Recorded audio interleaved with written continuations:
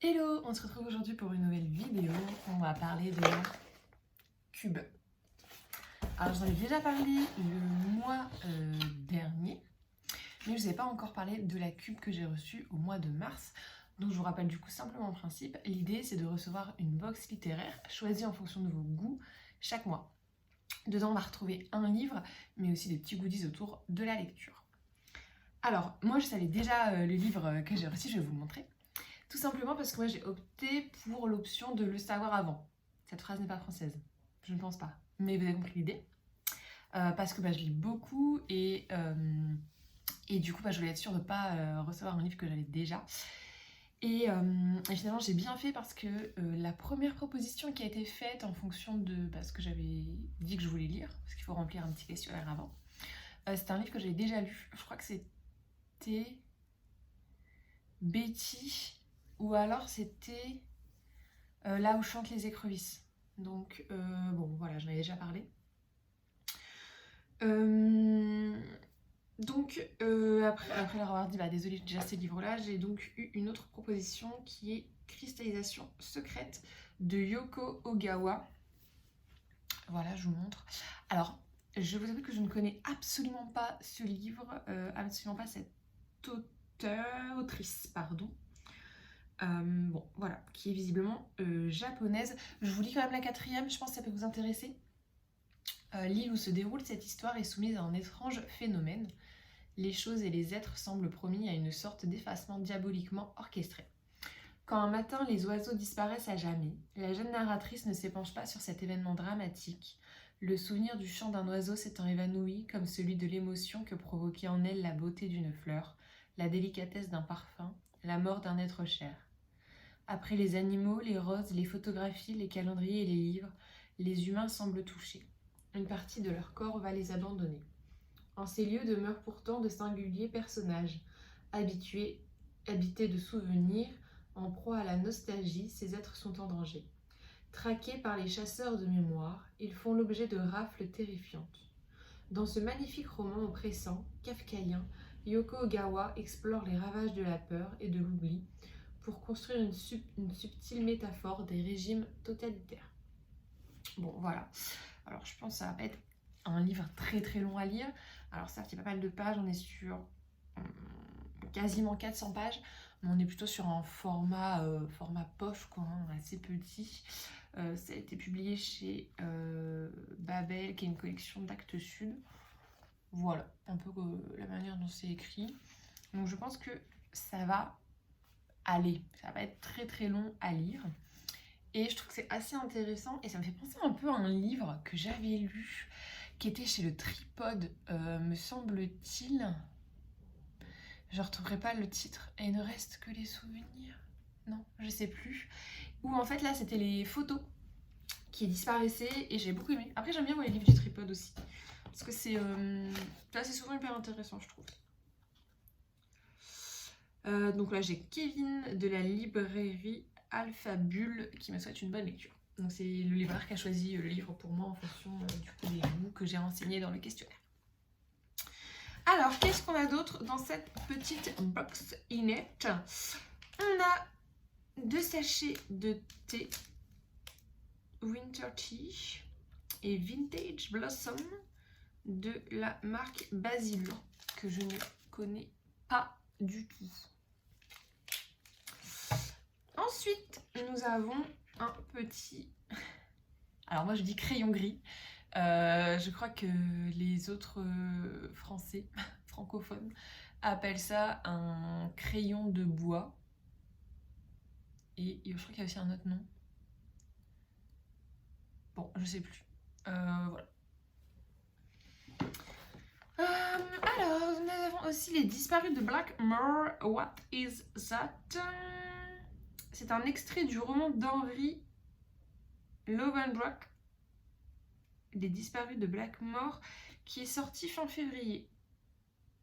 D'accord. Donc c'est un petit extrait à lire. Alors ça c'est pas mal mais c'est cruel. Parce que du coup si vous lisez l'extrait et qu'il vous plaît, bon voilà.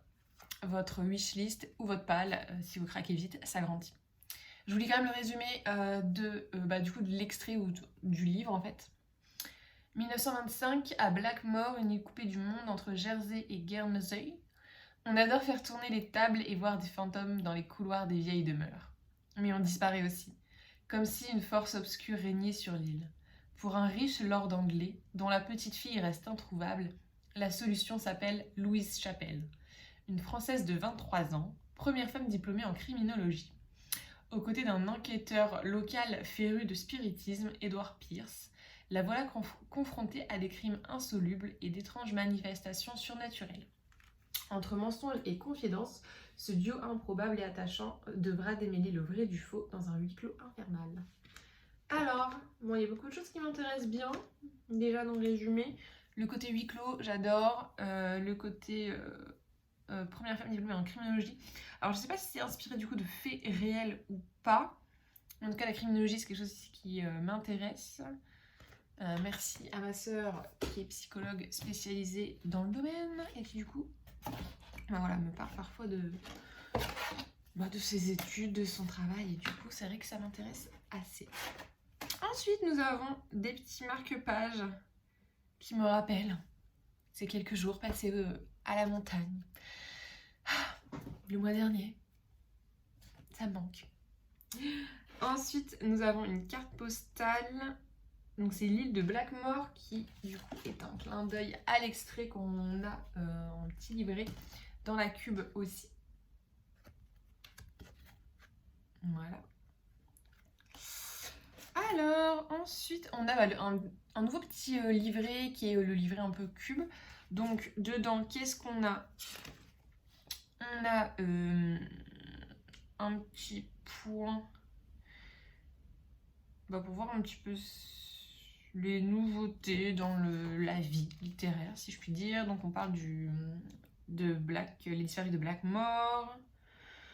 On parle aussi, il y a quelques livres qui sont suggérés pour découvrir la littérature scandinave selon les pays. Je vous montre la carte qui est quand même assez sympatoche. Voilà, et quelques suggestions de livres à chaque fois.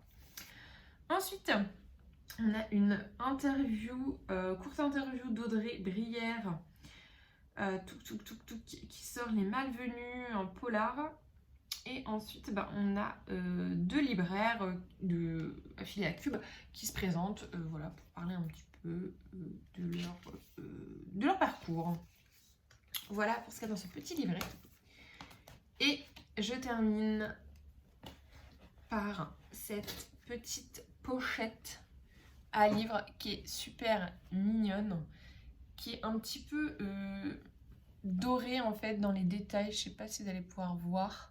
Regardez, tous les petits traits sont dorés. Je vous montre l'étiquette qui est aussi mignonne. Voilà, et du coup ça permet de protéger son livre. Alors ce qui est très bien, puisque moi j'avoue que j'ai tendance à me trimballer, j'allais dire, les livres de place en place. Et c'est vrai que parfois ils peuvent un peu s'abîmer. Alors je sais, courage aux hérétiques qui regardent cette vidéo. Je sais que j'ai des copines qui, elles, ont horreur de ça. Je pense notamment à Béa. Ouais, je te balance. Mais j'avoue que moi, bon, tant qu'on peut encore lire, ça va quoi.